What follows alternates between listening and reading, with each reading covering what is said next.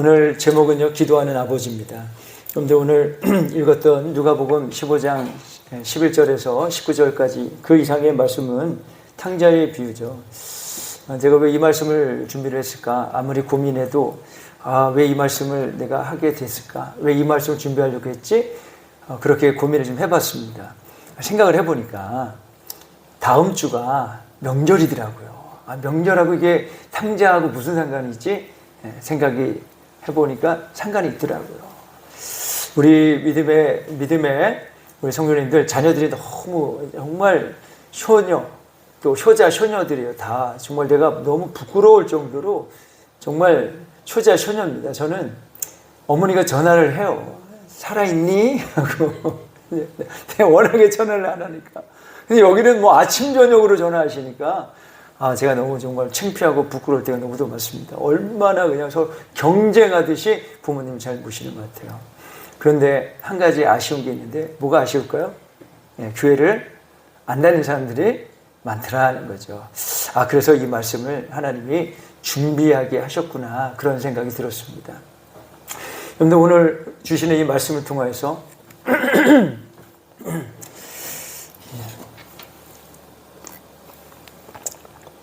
정말 우리가 기도하는 아버지가 되어지고 또 우리를 향하여 기도하는 아버지의 마음이 어땠는지 우리가 좀 나누고요. 우리도 좀 결단해서 우리 자녀들을 위하여서 우리가 앞으로 어떻게 해야 될 것인가를 그런 결단하는 시간들이 좀 되었으면 좋겠습니다.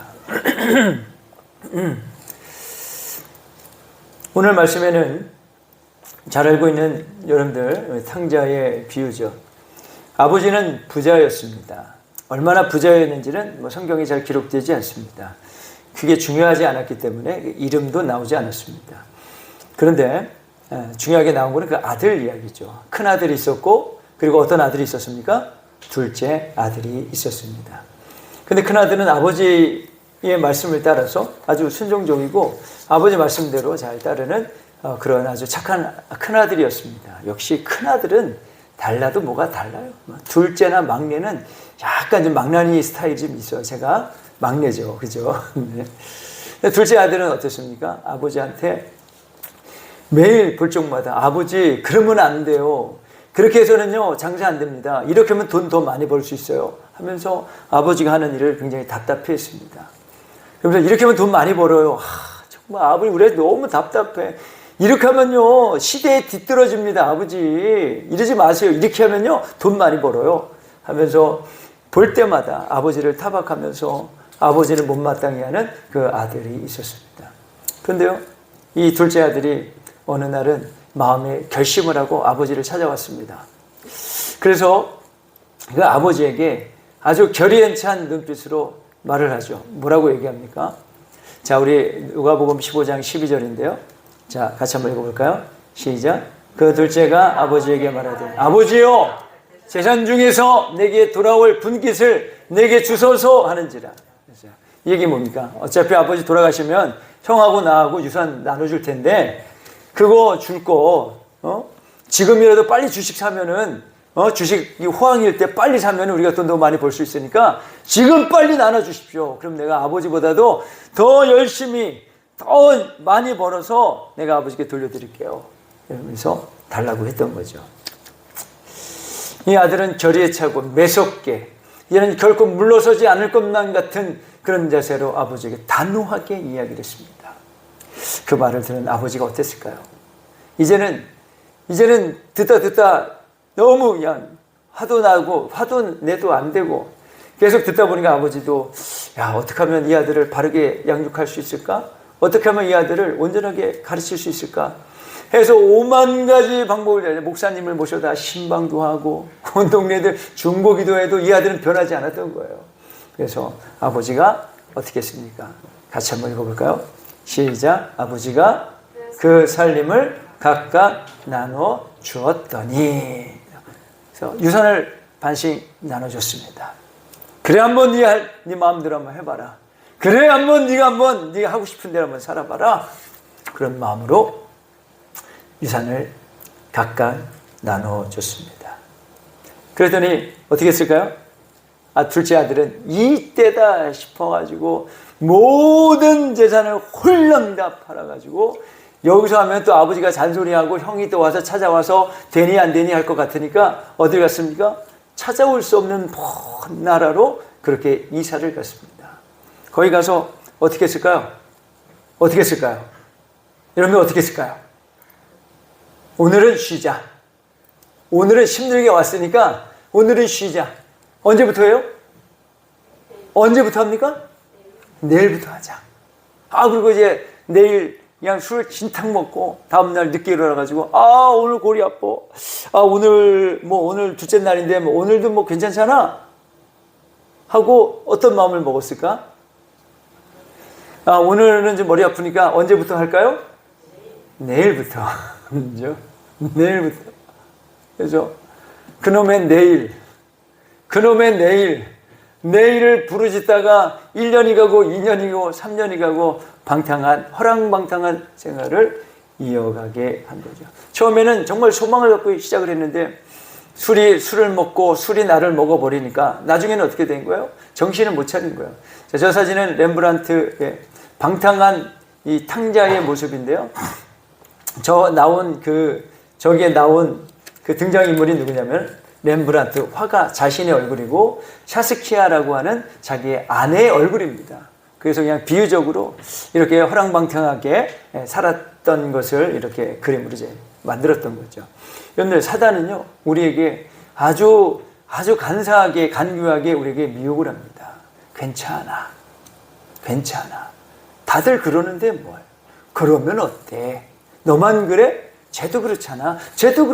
누가 보니까 걔도 그렇더라. 그러면서 우리가 저지르고 있는 그런 아주 그냥 잘못된 죄악의 길을 다들 괜찮아. 합리화. 변명과 합리화를 시켜서 아무 일 없는 것처럼 우리에게 말한다는 것이죠. 그리고 우리의 게으름을 어떻게 얘기합니까? 괜찮아. 내일부터 하면 되잖아. 너 기도해. 너 맨날 목사님 기도라고 하잖아. 말씀 읽으라고 하잖아. 읽어. 너 왜 안 읽어? 읽어야지. 근데 오늘은 좀 힘드니까 머리 아프니까 내일부터 하자. 오늘은 피곤하니까 언제부터? 내일부터 하자. 템프테이션. 여자들 화장품 선전할 때 뭐라 그래요? 템프테이션이라고 그러죠. 유혹하는 거예요. 유혹에 이길 수 있기를 예수님 이름으로 축복합니다. 그 내일이라는 것 여러분들 그거 절대 버리시길 바랍니다. 정말 여러분들 우리 그 새벽 기도에 얼마나 제가 강조 많이 했습니까? 오늘 피곤했어요. 다음에요. 다음에 언제? 10년 지나갔어. 그죠? 오늘 마음에 해야 된다고 하는 의미감이 생기거든 바로 아멘으로 화답할 수 있기를 축복합니다. 그리고 여러분들 내가 하겠습니다. 나의 믿음 없음을 도와주시고 나의 의지 없음을 주님 도와주십시오 하고 주님께 간절히 매달릴 수 있는 저 여러분들이 되시길 축복합니다. 그때 하늘로서 돕는 성령의 은혜가 임할 줄로 믿습니다.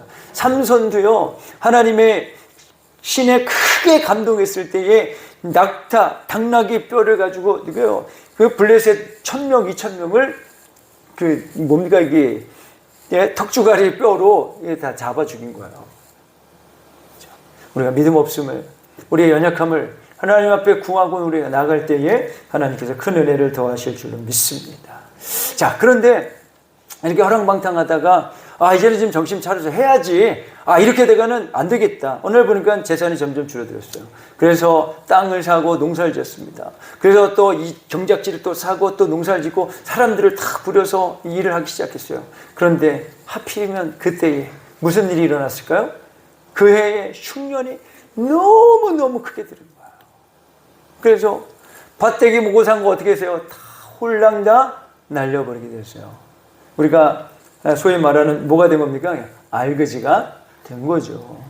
그래서 너무나 딱해가지고 같이 놀던 친구 하나가 불러다 야 그래도 밥은 먹어라고 밥을 주는데 너무나 큰 흉년이 들어서 그것조차도 줄 수가 없어가지고 다른 사람을 소개했습니다. 그래서 저기 들어가면 돼지 치는 사람이 있는데 거기서 돼지 치면서 좀 얻어먹으면 되지 않겠니? 하고 보내줬어요. 그런데 돼지가 그 당시에 먹었던 게 뭐냐면 쥐엄나무 열매라는 거였어요. 그 쥐엄나무 열매는 제가 이렇게 했는데 이스라엘 천지에 그냥 달리는 그런 나무의 열매입니다. 그래서 이 초록색일 때는 먹을 수가 없대요. 왜냐하면 뜰버서 먹을 수가 없답니다. 그런데 시간이 지나서 저렇게 갈색으로 변하면 저게 아주 맛이 있나 봐요. 히브리어로는 이게 하루브라고 한답니다. 하루브라고 한다고 그래요. 그래서 저 안에를 이렇게 보면은 무화과 같이 이렇게 약간 젤리처럼 약간 말랑말랑하고 달짝지근하다고 그럽니다. 근데 저걸 이제 계속 내버려두면 어떻게 될까요? 절대 입으로 씹어서는 안 될 만큼 아주 딱딱해진다고 해요. 자, 이거를 누가 먹었어요? 돼지들이 먹었습니다. 그래서 이 탕자라는 이름은 없는데, 돌아온 이제 방탕한 사람, 그래서 탕자라고 이렇게 이야기하죠. 그래서 이 탕자가 돼지를 치면서 쥐엄나무를 이제 같이 먹었던 거죠. 그런데 이 쥐엄나무에 대해서 제가 한 가지 여러분들에게 드릴 정보가 하나 있는데, 뭐냐면은 여러분들 우리가 세례 요한이 광야에서 먹은 게 뭡니까? 메뚜기와 석청 먹었잖아요. 그죠? 석청은 이해가 가는데 과연 광야에 메뚜기가 있었을까? 이제 메뚜기가 없었겠죠. 광야에 무슨 메뚜기가 있었겠습니까? 그래서 아마 메뚜기가 아니라 바로 이 하루부라고 하는 이 쥐엄나무 열매일 것이다라고 이제 새롭게 이야기합니다. 왜냐하면 히브리어로 쥐엄나무는 하루부라고 얘기하고요. 메뚜기는 하가부라고 합니다. 대필하면서 이게 약간 오역이 되지 않았을까? 그렇게 추정하기도 하고요. 쥐엄나무를 가지고 영어로 얘기하면은 뭐라고 얘기했냐면 메뚜기 나무라고 한다고 합니다. 메뚜기 나무. 그죠? 좀 약간 냄새가 좀 나죠? 그죠? 그래서 지금도 거기서 이름을 뭐라고 얘기했냐면은 이 쥐엄나무 열매를 뭐라고 얘기했냐면은 세례 요한의 빵 그렇게 이야기한다고 합니다. 그러면은 이 메뚜기가 아니라, 그죠? 광야에 메뚜기가 살기는 좀 굉장히 어렵겠죠? 메뚜기가 아니라 아마 그 세례 요한이 먹었던 음식은 석청과 쥐엄나무 열매였을 것이다. 그렇게 새롭게 이야기들을 하고 있다는 것이죠. 자, 분명한 것은, 그죠?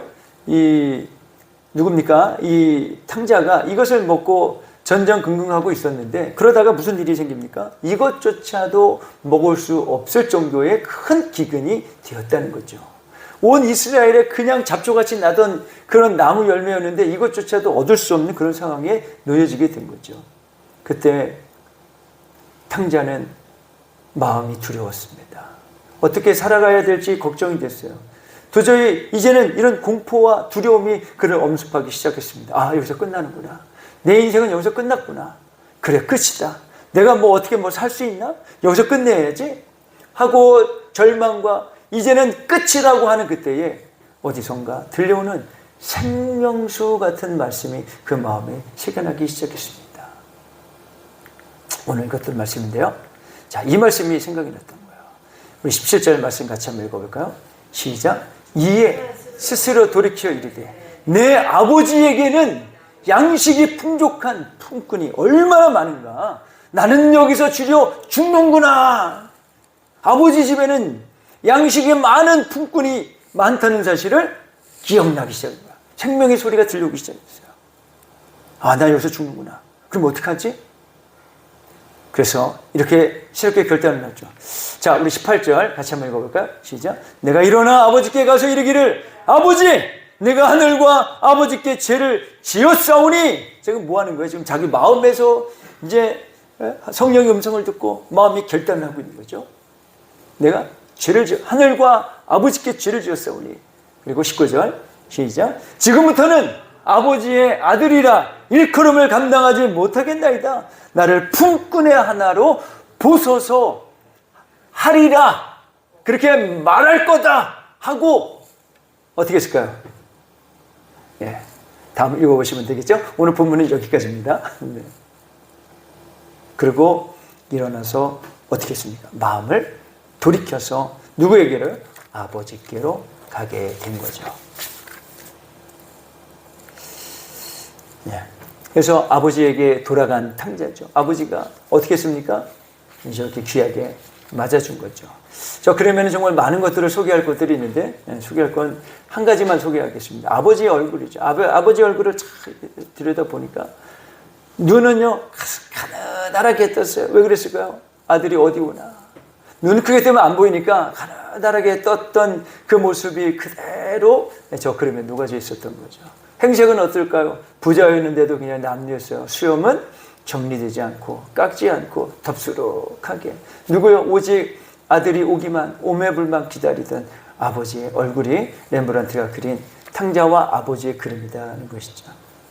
저는요, 이걸 통해서 우리에게 두 가지 은혜가 여러분들에게 한 두 가지 은혜를 여러분들께 좀 나누려고 하는데요. 첫 번째는 아들을 떠나보낸 이제 아버지의 마음이죠.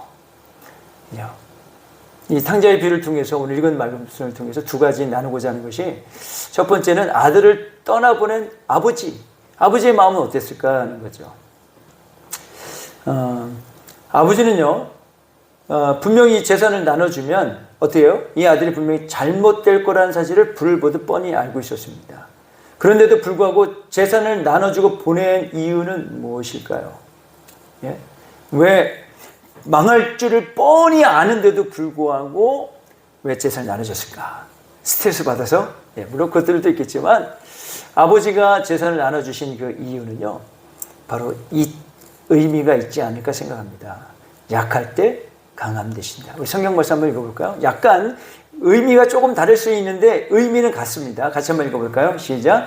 그러므로 내가 그리스도를 위하여 약한 것과 능력과 궁핍과 박해와 공고를 기뻐하노니 이는 내가 약한 그때에 강함이라.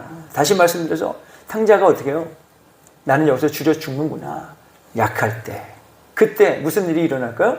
성령의 도우심이 오셔서 우리를 어떻게 해요? 새롭게 하신다. 그런 음성을 들을 수 있기를 예수님 이름으로 축복합니다. 우리가 약해져야 비로소 우리 하나님의 음성을 들을 수 있어요. 육신의 장막이 무너져야 하나님께서 예비하신 우리가 천국 백성으로서 살아갈 새로운 장막을 우리가 얻게 되는 줄로 믿습니다. 아버지가 아무리 가르쳐도 어떻게 해요? 알 수가 없죠. 가르치지 않고 변하지 않는 거예요. 그래서 아마 아버지 마음은 바로 이거였을 겁니다. 그래 너 한번 나가봐라. 네 마음대로 한번 살아봐라. 세상이 얼마나 험난한지 한번 해봐라. 이제 그런 뜻은 또 아니었을까. 그래서 조직의 쓴맛을 봐야 네가 정신 차리지, 그런 마음으로 하지 않았을까, 그렇게 생각을 합니다. 그래서 약할 때 강함이 되고, 우리가 비로소 우리의 모든 능력이 무너질 때 비로소 전능하신 하나님을 찾게 되는 그 비밀을 알기 때문에 아버지가 허락하지 않았을까, 그렇게 생각이 되어집니다. 두 번째, 허락하신 이유 두 번째는 아마 저는요, 탕자의 아버지는 기도하는 아버지였기 때문에 하나님을 신뢰해서 그 아들의 재산을 나눠줄 수 있는 그런 담대함을 갖지 않았나, 그렇게 생각이 되어집니다. 오늘 읽었던 말씀인데요, 누가복음 15장 20절 한번 같이 한번 읽어볼까요? 시작. 이에 일어나서 아버지께 돌아갑니다. 아직도 거리가 먼데 아버지가 그를 보고 측은히 여겨 달려가 목을 안고 입을 맞추니. 아버지가 기도하는 아버지였다는 것을 우리가 어떻게 알 수 있습니까? 아까 잠깐 보여주신 사진에도 보여준 것처럼 아들이 오기를 눈을 가늘게 뜨고 자기 땅끝까지 가서 그 아들이 오기만을 기다렸는데, 저기서 보니까 거리가 아직도 먼데, 그죠? 저건 내 아들이구나. 그래서 알아봤다는 거죠. 여러분들, 그 멀리 나가서 그 아버지는 뭘 하고 있었을까요? 돌아오기를. 그 아들이 돌아오기를 어떻게 해요? 간곡히 기도한 줄로 믿습니다. 그래서 그 아들을 보자마자 어떻게 해요? 달려가서 아들을 끌어안고 반지를, 신발을, 옷을 갈아입혔다는 것이죠. 여러분들, 기도요. 우리가 이제 이번 주, 다음 주 돌아오는 주일이 설날 아니겠습니까? 그죠? 자녀들이 올 텐데. 여러분들, 예수 안 믿는 자녀들 우리가 있잖아요. 여러분들, 이제는 그냥 될 대로 되라, 믿든지 말든지 두실 건가요? 그죠? 여러분들, 우리가 기도할 때 무슨 일이 일어날까요? 우리가 기도할 때 생명수 같은 음성이 그들 마음에 들려올 줄로 믿습니다. 언제요? 약할 때. 강함되게 하시는 하나님의 음성이 들려올 줄로 믿습니다. 우리 한번 읽어볼까요? 17절 시작. 이에 스스로 돌이켜 이르되 내 아버지에게는 양식이 풍족한 품꾼이 얼마나 많은가? 나는 여기서 줄여 죽는구나. 내가 일어나 아버지께 가서 이르기를 아버지, 내가 하늘과 아버지께 죄를 지었사오니 지금부터는 아버지의 아들이라 일컬음을 감당하지 못하겠나이다. 나를 품꾼 하나로 보소서 하리라 하고, 여러분들의 자녀가 믿음으로 나오게 되어지기를 예수님 이름으로 축복합니다. 여러분들, 우리 자녀들 다 잃어도요, 예수만큼 잃어서는 안 될 줄을 믿습니다. 여러분들, 우리가 하나님 보좌 앞에 우리가 나가야 되지 않습니까? 그죠? 우리 하나님에게는 너무나 크고 광대한 것들이 얼마나 있는지 나도 잘 모르겠어요. 나도 믿음이 많지 않아서요.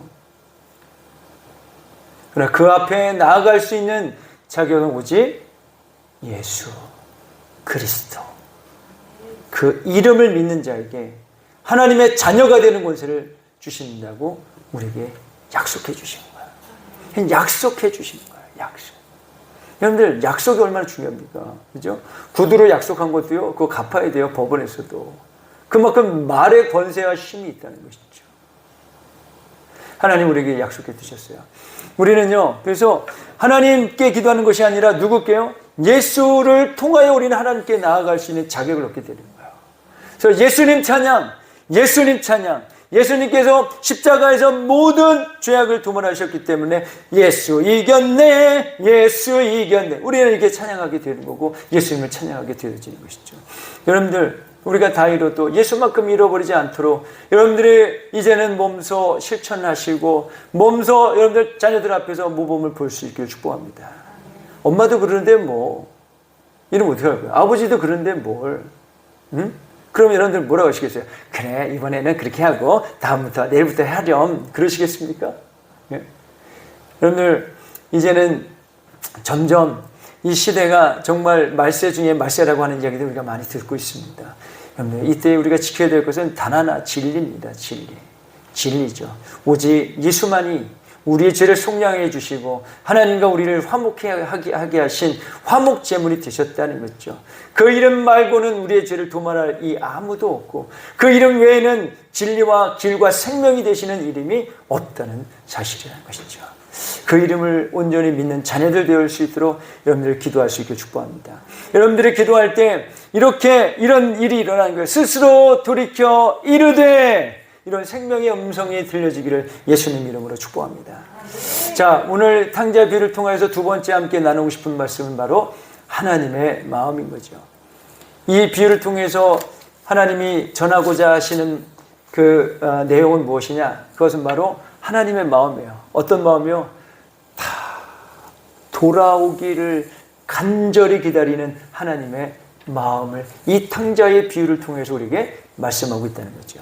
아니, 15장에서 말씀하고 있다는 거죠. 하나님이 얼마나 잃어버린 이들을 돌아오기를, 정말 떠나갔던 그들이 다시 돌아오기를 간절히 원하고 바라는지 하나님의 마음을 어떻게 해요? 누가복음 15장 말씀에 다 기록하고 있다는 거예요. 여러분들, 아픔을 어떻게 표현할 수 있을까요? 표현할 수가 없는 거예요. 그래서 돌아온 자들을 환영하면서 얼마나 기뻐하는지, 얼마나 환영하는지, 그 환영과 기쁨과 감격을 기록함으로써 잃어버렸던 그때의 마음을 표현하고 있는 거죠. 기쁠수록 마음이 더욱 아팠다는 것을 하나님이 우리에게 말씀하고 있는 거죠. 그래서 15장에 보면요, 그 첫 번째 나오는 비유가 뭐냐면 잃은 양을 도로 찾았을 때의 그 비유가 나옵니다. 잃은 양을, 하나의 양을 잃어버렸어요. 그리고 그 한 마리의 양을 찾으려고 어디로요? 온 동네를 찾아가지고 그를 찾았습니다. 찾아서 어떻게 해요? 끌고 온 게 아니라 어떻게 가져왔어요? 목에 그냥 이어가지고 기뻐가지고 온 거예요. 얼마나 기뻤으면. 그런데 여러분들, 잃어버린 양 한 마리 찾았다고 그렇게 기뻐한 것을 성경이 기록한가요? 아닙니다. 잃어버린 양을 도로 찾았다는 그 비유는요, 이것을 말씀하려고 했던 거죠. 15장 7절 말씀인데 우리 같이 한번 읽어볼까요? 시작. 내가 너에게 이르노니 이와 같이 죄인 한 사람이 회개하면 하늘에서는 회개할 것 없는 의인 99으로 말미암아 기뻐하는 것보다 더하리라. 아멘. 누가요? 죄인이 돌아오기를 바라는 하나님의 마음이라는 거야. 의인 99, 회개할 것 없는 99보다 누가요? 회개하고 돌아온 그 한 명의 죄인으로 인하여 그 목동이 양을 찾아서 어깨에 짊어 온 것보다도 더 기뻐하는 마음을 누가? 하나님이 갖고 계시다는 거죠. 하나님의 마음이라는 거예요. 이 15장이 우리에게 전해주고 있는 말씀이죠. 두 번째, 이 15장에서 우리에게 또 하나님의 마음을 표현하고 있는 게 무엇이냐면 바로 잃은 드라크마를 찾았을 때 그 기쁨이에요. 이 드라크마가 1데나리온하고 같은 값인데, 뭐 오늘날에 이제 하루 품삯 같은 그런 이제 금액이에요. 약간 뭐 10만 원, 15만 원 정도 되겠죠, 지금. 그걸 잃어버렸어요. 그래서 온 집을 다 찾았는데 없어. 그런데 어떻게 해요? 찾았어요. 너무 기뻐가지고, 야, 내가 오늘 일당 잃어버린 거 도로 찾았네? 야, 우리 나가서 오늘 잔치 한번 하자! 잔치를 했어요. 그런데 여러분들, 그 동전 하나 찾아서 너무 기쁜 그 얘기를 한 게 드라크마 비유일까요? 아닙니다. 15장 10절에 이 드라크마 비유를 하면서 하나님의 마음을 우리에게 말씀하고 있죠. 같이 한번 읽어볼까요? 자, 15장 10절 시작. 내가 너희에게 이르노니 이와 같이 죄인한 사람이 회개하면 하나님의 사자들 앞에서 기쁨이 되느니라. 아멘. 죄인이, 주님을 몰랐던 그들이, 스스로 의롭다고 했던 그들이 예수 앞에 엎드려 나는 죄인입니다 하고 회개하면서 돌아올 그때에 하나님의 사자들 앞에서 너무 하나님이 기쁨과 영광이 되었다는 것이죠. 우리 하나님은요, 죄인이 돌아오기를 간곡히 기다리고 계신 줄로 믿습니다. 마지막으로 15장에서 나오는 세 번째 비유가 바로 이 탕자의 비유죠. 이 탕자의 비유. 탕자의 비유. 탕자의 비유를 통해서 그 아버지의 마음, 그죠? 떠나보내지만 다시 돌아올 것을 기다리는 아버지. 아들을 보내놓고 어떻게 해요? 그래, 죽든지 살든지 알아서 살아라가 아니라, 하나님, 그의 영혼을 굽어 살피소서. 하나님, 그 영혼이 돌아오도록 주여 그를 살피소서. 그 땅 끝에서 먼 발치에 가서 아들이 돌아오기만 간절히 바라는 그 아버지.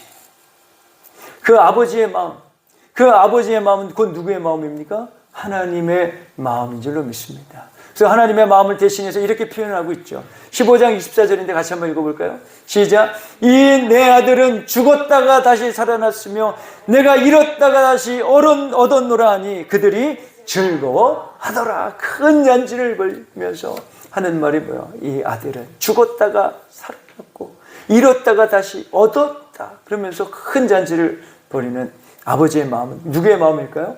바로 하나님 마음일 줄로 믿습니다.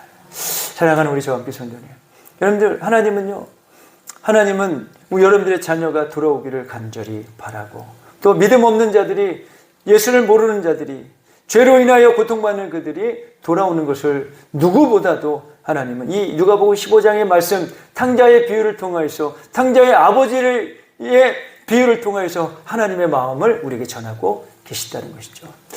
우리 하나님은요, 우리가 돌아오기를 간절히 바로 기도하고 계시는 줄로 믿습니다. 사랑하는 우리 저와 함께 성도님들, 또 우리가 하나님 말씀 가운데 혹시라도 우리가 떠나 있었다 할지라도 다시 하나님 말씀 앞에 나아갈 수 있기를 예수님 이름으로 축복합니다. 말씀으로 사는 거예요. 말씀으로. 그렇죠? 내가 사는 것이 곧 그리스도라 그랬습니다. 방법으로 살아가는 것이 아니라 주님이 뜻하신 바, 주님이 우리에게 명령하신 바대로 살아가는 것이죠. 두 가지입니다. 첫 번째는 자기 부인이에요. 두 번째는 뭘까요? 자기 십자가입니다. 자기 부인은 나의 오름이 아니라 성경의 기준이 되는 거예요. 여러분들 다 여기 계신 분들 다 법 없이 살 수 있는 사람들이에요. 다 흠도 점도 없는, 다 그냥 그래요. 여러분들 무덤에 가면 뭐라 그래요? 핑계 없는 무덤 없다 그러지 않습니까? 여러분들 여기 중에 죄인이라고 누가 말할 수 있겠습니까? 아무도 없죠. 그러나 여러분들 기준이 된다면 그렇지만 성경이 기준이 되어서 내 자신을 비춰봐야 된다는 것이죠. 자기를 부인하고.